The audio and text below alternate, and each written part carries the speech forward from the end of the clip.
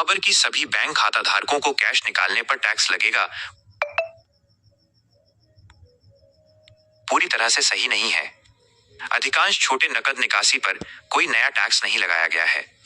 हालांकि भारत सरकार ने बड़ी मात्रा में नकद निकासी को हतोत्साहित करने और डिजिटल लेन देन को बढ़ावा देने के लिए आयकर अधिनियम की धारा 194N के तहत स्रोत पर कर कटौती TDS के कुछ कड़े नियम लागू किए हैं।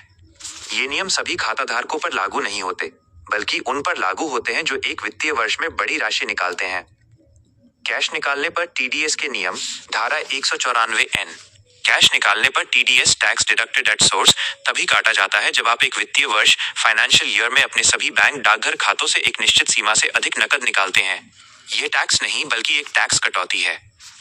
स्थिति: नकद निकासी की वार्षिक सीमा सभी बैंक पोस्ट ऑफिस खातों को मिलाकर।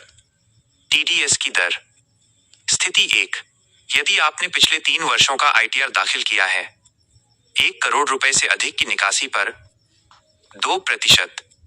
स्थिति 2: यदि आपने पिछले 3 वर्षों में ITR दाखिल नहीं किया है, 20 लाख रुपए से अधिक की निकासी पर 2%। 1 करोड़ रुपए से अधिक की निकासी पर 5%। उदाहरण से समझें। यदि आप एक नियमित ITR फाइलर हैं और 1 साल में 1.5 करोड़ रुपए नकद निकालते हैं, तो TDS केवल 1 करोड़ रुपए से ऊपर की राशि यानी 50 लाख रुपए पर 2% की दर से काटा जाएगा। आपके लिए महत्वपूर्ण बातें: छोटे लेन देन पर कोई टैक्स नहीं। यदि आप अपनी सामान्य जरूरतों जैसे 50,000 रुपए, 1 लाख रुपए या 5 लाख रुपए के लिए नकद निकालते हैं, तो आप पर कोई TDS नहीं लगेगा। उद्देश्य: इन नियमों का मुख्य उद्देश्य काले धन के उपयोग को कम करना, नकद लेन देन को ट्रैक करना और लोगों को बैंकिंग चैनल, डिजिटल भुगतान, चेक आदि का उपयोग करने के लिए प्रोत्साहित करना है। 1 करोड़ रुपए की सीमा: TDS का नियम आमतौर पर उन लोगों या व्यवसायों पर लागू होता है जो बहुत बड़े नकद लेन देन करते हैं।